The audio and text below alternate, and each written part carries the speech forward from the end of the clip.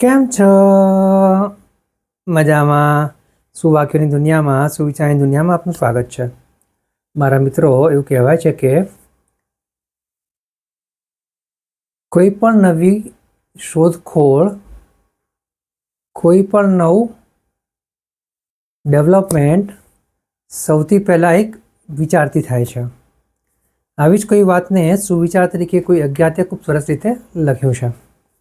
આજનો જે સુવિચાર છે તેનો વિષય છે વિચાર અને ઉત્સાહ.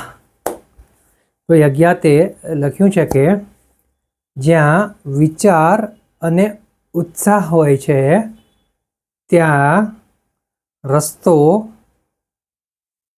અને મંઝિલ પણ હોય છે. મારા મિત્રો, વાત ખૂબ જ સીધી છે, ખૂબ જ સરળ છે, એટલી જ મહત્વની છે. અહીંયા જે વાત છે તે ઈચ્છાની છે અને સાથે સાથે ઉત્સાહની છે. મારા મિત્રો, આપણે ઘણીવાર જોયું હશે, અનુભવ્યું હશે કે જ્યારે આપણે કોઈ કાર્ય કરીએ છીએ, પરાણે કરીએ છીએ, ના ઈચ્છા હોય તો પણ કરીએ છીએ, તો આવા કામમાં આપણને જલ્દી સફળતા મળતી નથી અને કામ પૂરું થાય તો પણ આપણને એટલી ખુશી થતી નથી.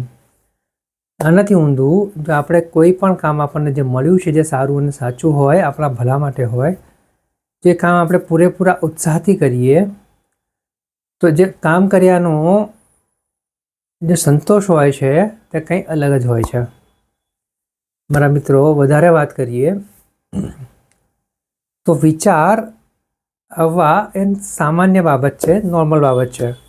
પણ જો સારા વિચાર આવતા હોય, કે સારું અને સાચું કરવાનો વિચાર દિમાગમાં આવતો હોય, તો તેને પૂરેપૂરા ઉત્સાહથી આપણે વધાવી લેવો જોઈએ અને પૂરેપૂરા ઉત્સાહથી તે વિચારને કાર્યમાં, અમલમાં કેવી રીતે મૂકી શકાય તેના કાર્યમાં લાગી જવું જોઈએ. કારણ કે જ્યારે આવો સારો અને સાચો વિચાર ઉત્સાહ સાથે અમલમાં મૂકવામાં આવે તો આપણે ચોક્કસ જ આપણા જે લક્ષ્ય બનાવેલા હોય છે ત્યાં સુધી આપણે સારા અને સાચા રસ્તે સંતોષપૂર્વક પહોંચી શકીએ છીએ. તો બસ મારા મિત્રો, વાત એટલી જ છે કે વિચારોની સાથે ઉત્સાહ જો બનાવી રાખવામાં આવે તો જ્યાં વિચાર અને ઉત્સાહ છે ત્યાં રસ્તો અને મંઝિલ એટલે કે પરિણામ પણ છે. તો બસ મારા મિત્રો,